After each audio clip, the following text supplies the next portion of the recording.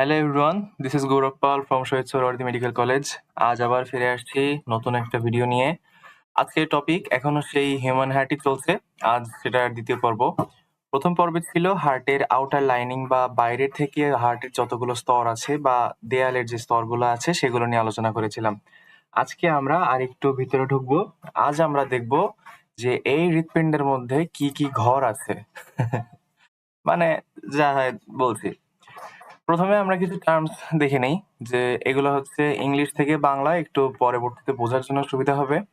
যে অ্যাট্রিয়াম মানে হলো অলিন্দ, ভেন্ট্রিকল নিলয়, আর্টেরি ধমনী, ভেইন শিরা, অ্যাওর্টা মহাধমনী, ভেনা কাভা মহাশিরা, পালমোনারি ফুসফুস সম্বন্ধীয়, সুপেরিয়র উচ্চতর, ইনফেরিয়র নিম্নতর।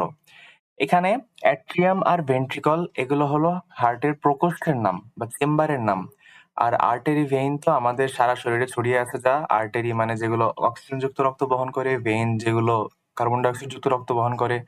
আর মহাধমনী হলো যেই ধমনী থেকে সব ধরনের ধমনী তৈরি হয় বা উৎপন্ন হয় সেটাই হচ্ছে মহাধমনী। আর মহাশিরা কি?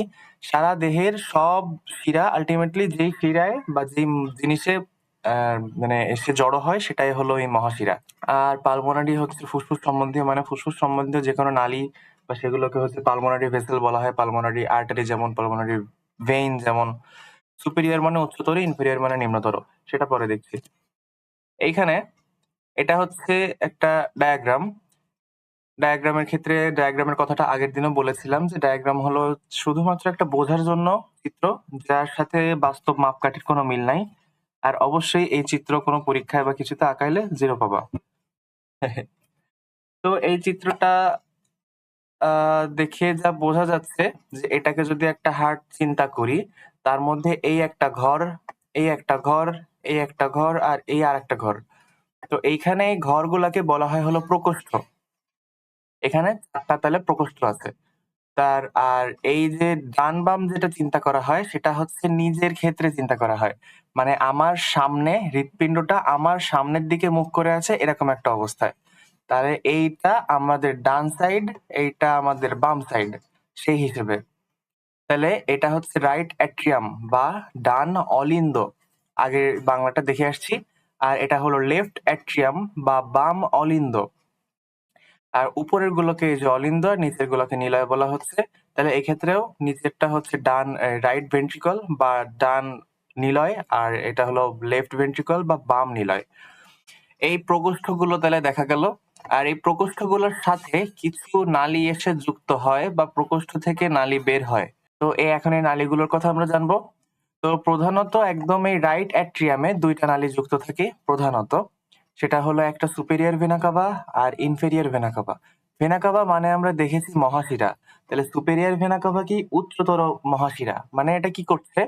এইটা হলো আমাদের এই হৃৎপিণ্ডের থেকে উপরে যেসব অঙ্গ আছে, প্রধানত যেমন মাথা আছে, হাত আছে, এইসব অঙ্গ থেকে সব শিরা এসে এই মানে এই এই মহাশিরায় যুক্ত হয়। আর এই মহাশিরা থেকে ওইসব অঙ্গের যে কার্বন ডাই অক্সাইড যুক্ত রক্ত সেগুলো এই রাইট অ্যাট্রিয়ামে প্রবেশ করে। রক্তের প্রবাহটা পরে দেখাচ্ছি। আর ইনফেরিয়র ভেনা কাভায় কি হচ্ছে? হার্টের নিচে যত অঙ্গ আছে সবকিছু থেকে ওই রক্ত তাদের হচ্ছে শিরার মাধ্যমে এসে ইনফেরিয়র ভেনা কাভায় যুক্ত হয়। যেমন একটা আছে যে হেপাটিক শিরা বা হেপাটিক পোর্টাল শিরা, এগুলো হচ্ছে আলটিমেটলি ইনফেরিয়র ভেনা কাভায় এসে যুক্ত হয়। আর এরপরে আসছে হচ্ছে রাইট ভেন্ট্রিকলে। রাইট ভেন্ট্রিকল থেকে একটা নালী বের হয়, পালমোনারি আর্টারি। পালমোনারি আর্টারি এই রাইট ভেন্ট্রিকল থেকে বের হয়, এটা সোজা যেয়ে ফুসফুসে যে যুক্ত হয়। যেহেতু পালমোনারি কথাটা আছে ফুসফুসে মানে ফুসফুস সম্বন্ধীয়, তাই পালমোনারি আর্টারিটা অবশ্যই ফুসফুসে যেয়ে যুক্ত হবে। তারপর ওই যে ফুসফুসে যে যুক্ত হয়েছিল পালমোনারি আর্টারি, সেই ফুসফুস থেকে আবার এখানে এসে পালমোনারি ভেইন, এই ফুসফুস থেকে ফিরে এসে লেফট অ্যাট্রিয়ামে এসে যুক্ত হয় পালমোনারি ভেইন। এটা ছিল পালমোনারি আর্টারি মানে পালমোনারি ফুসফুসীয় ধমনী, আর এটা ছিল হচ্ছে ফুসফুসীয় শিরা। আর এরপরে আসছি লেফট ভেন্ট্রিকলে। লেফট ভেন্ট্রিকল থেকে একটা মহাধমনী বা অ্যাওর্টা বের হয়, একটাই নালী বের হয়, সেটা হলো মহাধমনী। আর এই নালীগুলো আমরা মোটামুটি বুঝেছি, এরপরে আবার একটু আলোচনা করলে সেটা এমনি ক্লিয়ার হয়ে যাবে। আর মাঝখান থেকে যে এই মোটা দাগটা আছে, এই মোটা দাগটা হলো এই ডান বামের মাঝখানের একটা দেওয়াল। এই দেওয়ালটাকে বলা হচ্ছে, যখন এটা অ্যাট্রিয়ামের মাঝখানে আছে, এই দুইটাই তো অ্যাট্রিয়াম, অ্যাট্রিয়ামের মাঝখানে আছে তখন এটাকে বলা হচ্ছে ইন্টার অ্যাট্রিয়াল সেপ্টাম। ইন্টার মানে আন্ত, আর অ্যাট্রিয়াল মানে অ্যাট্রিয়ামের, আর সেপ্টাম মানে হলো দেওয়াল। আর এইটার ক্ষেত্রে কি হচ্ছে, যেহেতু ভেন্ট্রিকল দুইটার মাঝখানে আছে, ইন্টার ভেন্ট্রিকুলার সেপ্টাম, ভেন্ট্রিকল দুইটার মাঝখানের দেওয়াল। আচ্ছা, তাহলে এরপরে আমরা দেখবো যে এই প্রকোষ্ঠগুলো তো আমরা বুঝলাম যে right atrium, left atrium, right ventricle, left ventricle. এখানে যে সবুজ দিয়ে চিহ্নিত করা যে জিনিসগুলো আছে এগুলোকে বলা হয় কপাটিকা, ইংলিশে বলা হয় ভালভ। এই যে ভালভ, এখানে যে একদম প্রথমে যদি বলি, এইটা হচ্ছে এখানে তিনটা পর্দা থাকে, তিনটা পর্দা যুক্ত এই যে কপাটিকা, এটাকে বলা হয় ট্রাইকাসপিড। ট্রাই মানে তিন। আর এখানে দুই পর্দা বিশিষ্ট একটা কপাটিকা থাকে, এটা হলো বাইকাসপিড, বাই মানে দুই, আর অন্য একটা নাম হলো মাইট্রাল ভালভ। ট্রাইকাসপিড ভালভ বা বাইকাসপিড ভালভ, মাইট্রাল ভালভ।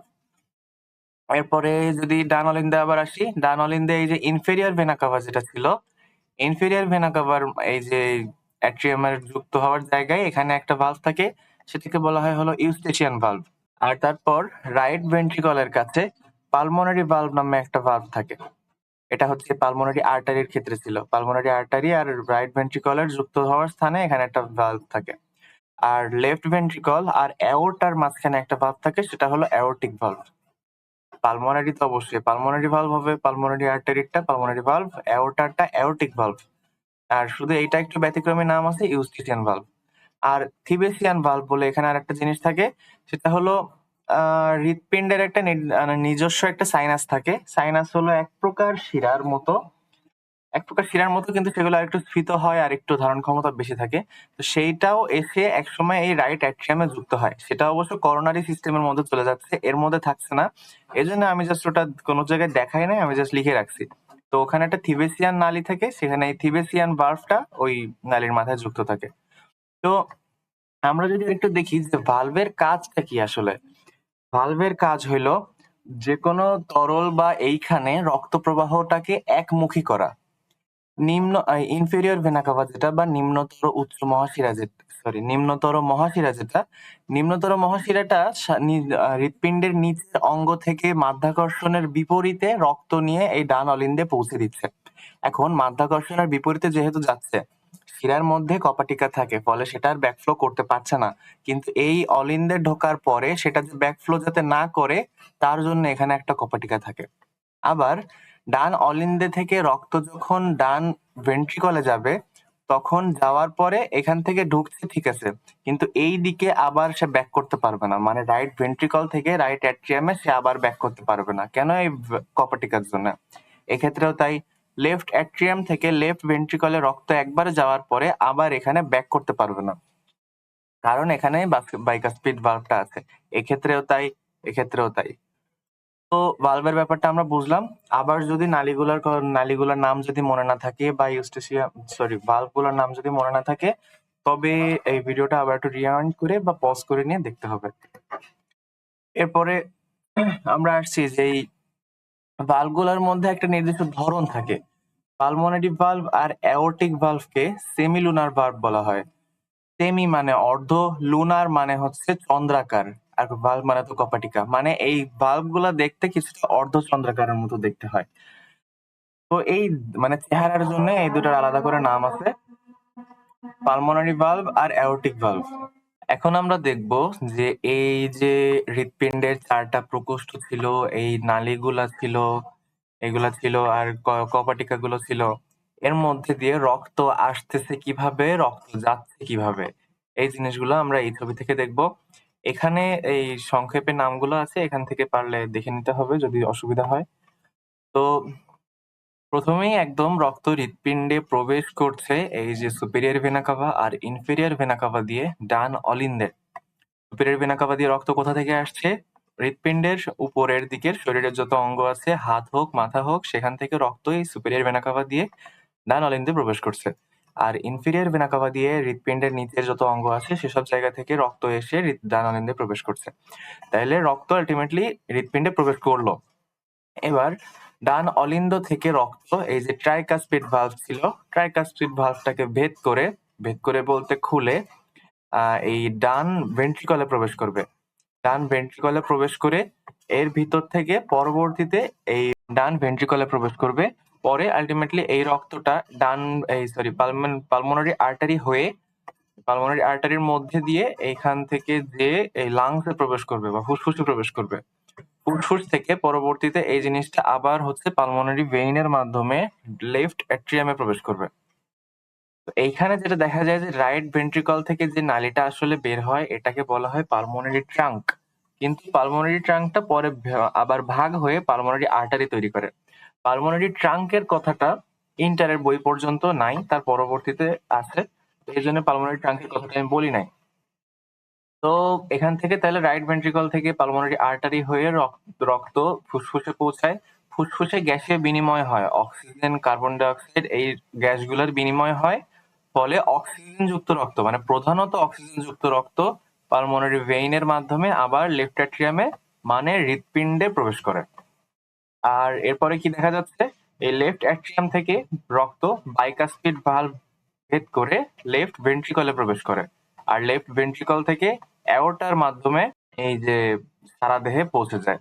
আর এইখানে এই যে সেপ্টামটা ছিল, হৃৎপিণ্ডের মাঝখান দিয়ে যে সেপ্টামটা ছিল, এই সেপ্টামটার বাম পাশে, ডান পাশে মানে রাইট সাইডে সবসময় কার্বন ডাই অক্সাইড যুক্ত রক্ত থাকে, আর বাম পাশে সবসময় অক্সিজেন যুক্ত রক্ত থাকে। অক্সিজেন যুক্ত রক্ত আর কার্বন ডাই অক্সাইড যুক্ত রক্ত কখনোই হৃৎপিণ্ডের মধ্যে মেশার কোনো সুযোগ পায় না। শুধু এই যে লাংসে যে এই গ্যাসীয় বিনিময়টা হয়, ফলে এইখানকার কার্বন ডাই অক্সাইড যুক্ত রক্ত লাংস থেকে ফিরে অক্সিজেন যুক্ত রক্ত হয়ে আবার হৃৎপিণ্ডে প্রবেশ করে। আর তারপর এই মানব দেহে ছড়িয়ে যেয়ে আবার এক সময় এই যে superior vena CAVA inferior vena CAVA দিয়ে রাইট অ্যাট্রিয়ামে প্রবেশ করে। এই হলো তাহলে রক্তের যাতায়াত পথ।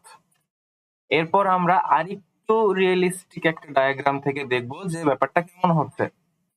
এইখানে এটা হচ্ছে রাইট অ্যাট্রিয়াম বা ডান অলিন্দ, এটা হচ্ছে বাম অলিন্দ, এটা ডান নিলয়, এটা বাম নিলয়।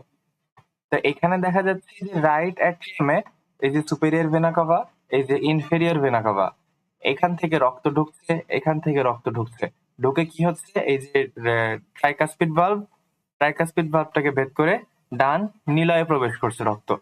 ডান নিলয় থেকে রক্তটা এবার, এটা হচ্ছে পালমোনারি ট্রাঙ্ক আর এই দুটো হচ্ছে পালমোনারি শিরা, ধমনী।